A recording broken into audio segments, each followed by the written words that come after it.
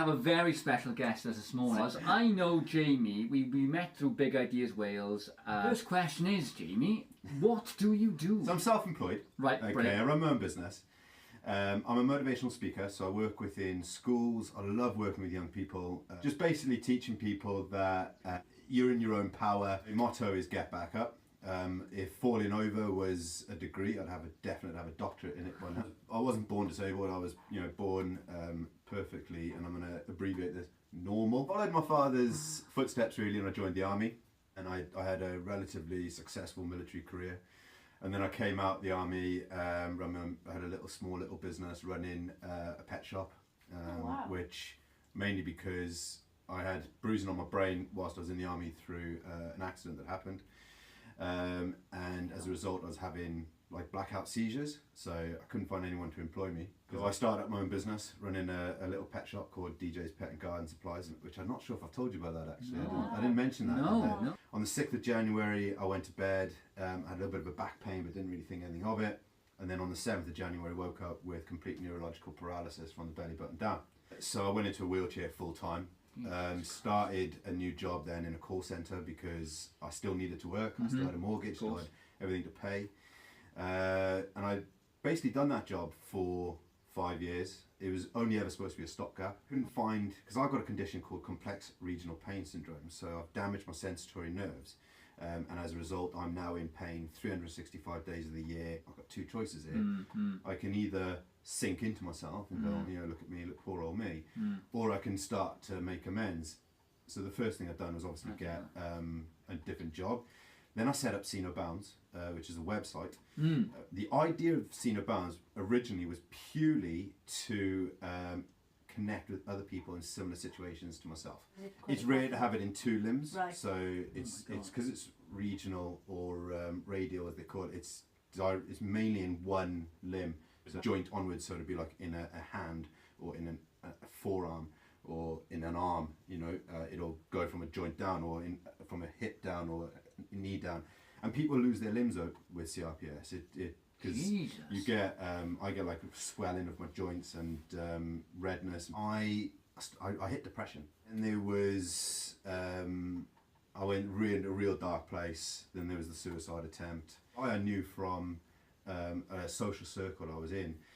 He was in a wheelchair, and I kind of just went to him and I said, "Look, man, I'm struggling," and I had to speak out because otherwise I'd have just swallowed up. And that's one of the biggest messages I always say when I go to schools. Is my life changed for the better once I told someone what was wrong with me.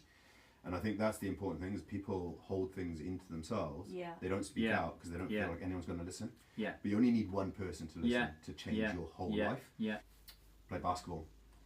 I was like, yeah, all right then. So went along, played basketball, and I started playing for Cardiff Celts. October, I climbed Penny Van in a wheelchair. I was the... Is that Rian? That's Rian. Rian! Sorry, for podcast listeners, we're now on live. Yeah, she makes good cake. There's no cake. So I decided I wanted to climb Penny Van because I love mountains. So I took a wheelchair that was designed for Tesco's and just basically day-to-day use. Cut the front end off, welded a kid's mountain bike to the front of it, and then pushed it up myself. I hand pushed it up the top Penny Van. Took me about 4 hours. I was the second person ever to do it. The first person is a great guy called John Harris. I don't know if you know him. I've met John. He's a brilliant guy. He was one of the first ever British Paralympians. Wow. He's a brilliant guy. He also climbed Kilimanjaro. So in a wheelchair. John is listening to this, which I'm hoping he is. Yeah.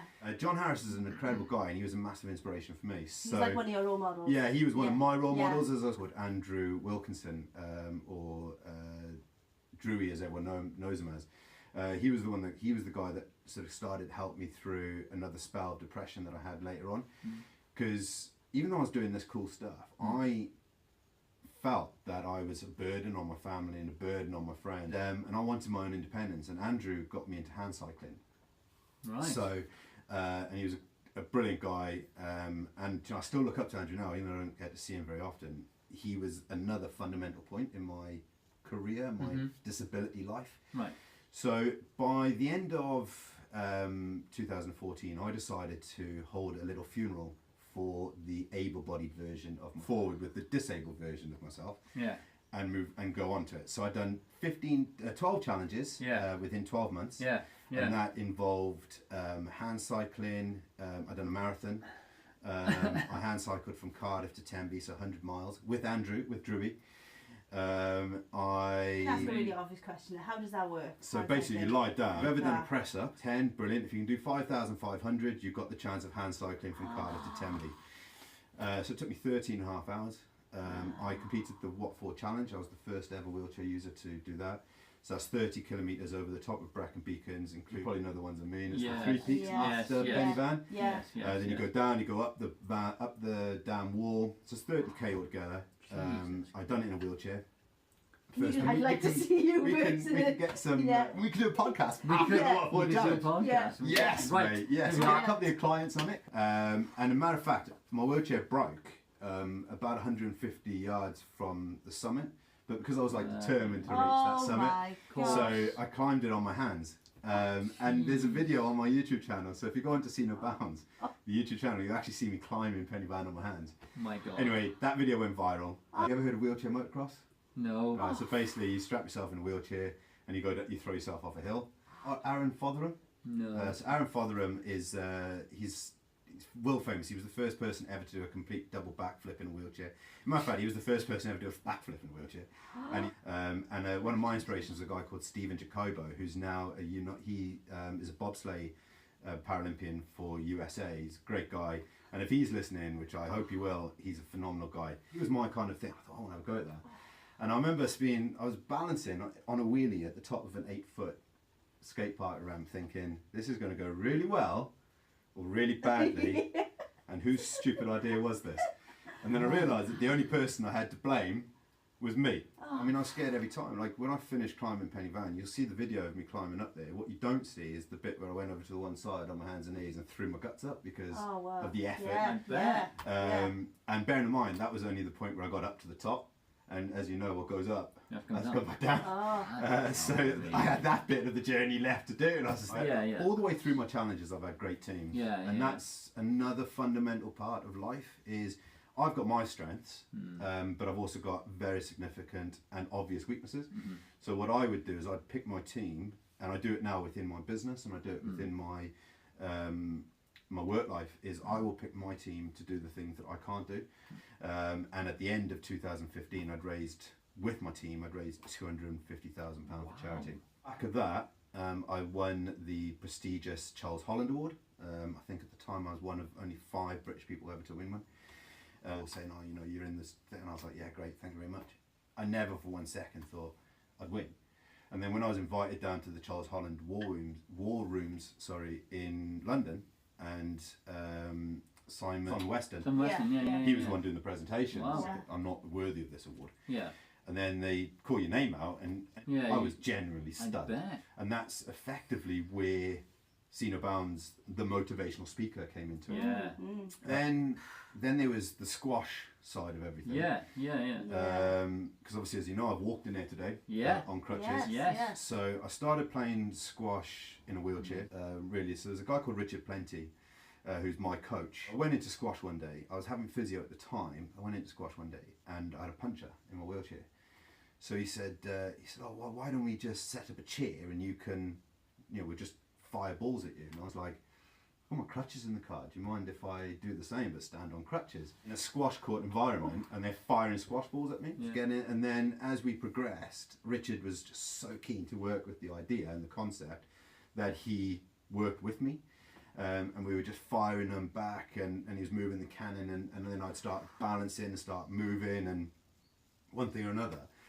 And then in the June that year, my balance was so good, I went back and completed the What For Challenge. But this time I'd done it on crutches. Good Direction Limited. Built a set of crutches with an off-road foot that meant I could weight bear as well as still have grip. And I completed the What For Challenge. I wanted to play with able-bodied players, so my squash career kind of pushed through. I then registered as a squash player, so I became the first ever squash player in the world registered with a low body impairment. Last year, in December last year, I competed in the Welsh Open Masters against able-bodied players. So it's been the whole journey's just kind of been ups and downs, ups and downs, ups and downs. I have my limitations, the same as anyone else. I can't bungee jump. For a bungee jump, I will sever my spine, and I will never walk again. The other stuff on the back, you know, the climbing penny van, my one wheel buckling so badly that it wouldn't even do a full rotation. I needed a drink afterwards. I had to go find the local hotel. Give me a mug wine, please. That happened in 2017. Like bum. So my wife left me, and then I got diagnosed with cancer, started chemo, then my mother got diagnosed with a brain hemorrhage, so she started her treatment, the mound, and then wheelie over it and jump. And that's what life is about. Life is you have an idea, you have a summit, and you aim from your idea to the summit. There it is. And you overcome your obstacles along the way. And I've taken it into my business, I've taken it into my squash game, I've taken it into my talks, that it doesn't matter what your summit is. I had an idea, and I went for that idea, and I failed, and tried it again. And then I failed again, and tried it again. And I failed the top of every mountain I ever climb.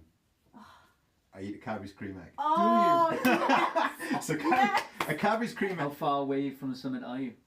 I'm at the car park. I do for my business, Cena Bounce. I'm still on a podcast now called The Squash Pod, which I work with a fantastic guy called Bevan. He's brilliant. He's really driving the show, and I'll be honest with you, The Squash Pod wouldn't be where it is today without him.